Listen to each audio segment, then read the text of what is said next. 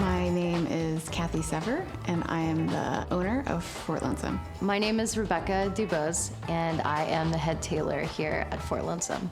My name is Amrit Khalsa, and I'm a designer here at Fort Lonesome. I would describe Fort Lonesome as a chain-stitch embroidery forward, custom Western wear and design situation. The machines that we use are specific chain-stitch embroidery machines, which are different from a regular domestic sewing machine. They are utilizing a different technology.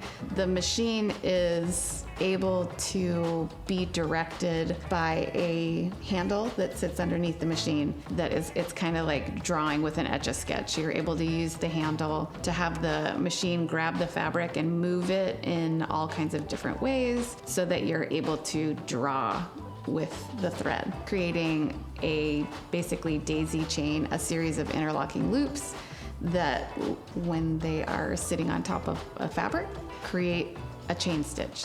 It's kind of like tattooing your garments in a way. It has an added value to it, and each piece that's embroidered has a story. It's very specific per customer.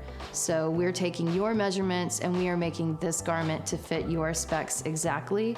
It's very time consuming, and I think that's one thing with fast fashion and the way that we are able to just get online and buy whatever we want at whatever cost that we can afford it. And there is an element of slow fashion with tailoring garments that I like to educate people about, because I kind of feel like it's getting lost in the way that the fashion industry works these days.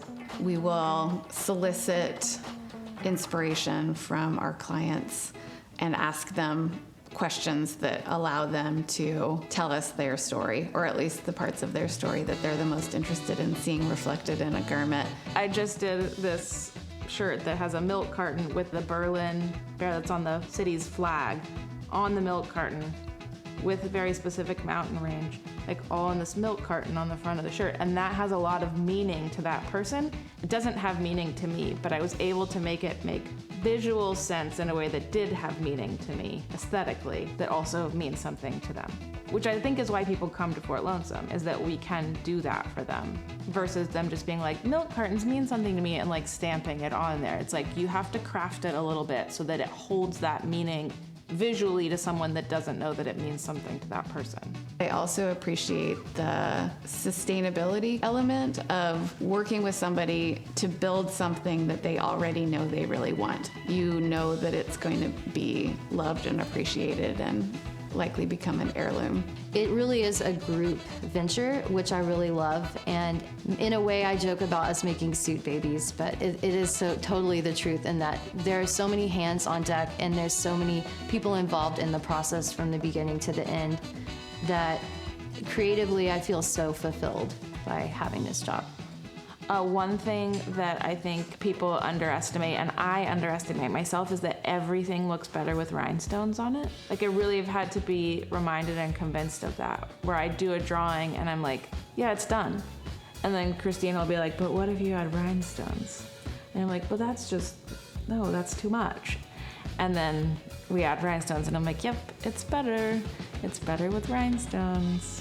I think a lot of us were damaged by rhinestones in the 90s, and like studs and rhinestones and sort of like gilded jeans and things like that. And I think it's time to embrace it again. We kind of have a better idea of how we can make the ideas of the client and how we construct garments as well with the chain stitch embroidery and rhinestones, like how to make it work. We kind of had to do a little bit of trial and error and definitely some reverse engineering. But I think we figured out some magical ways to make it all happen.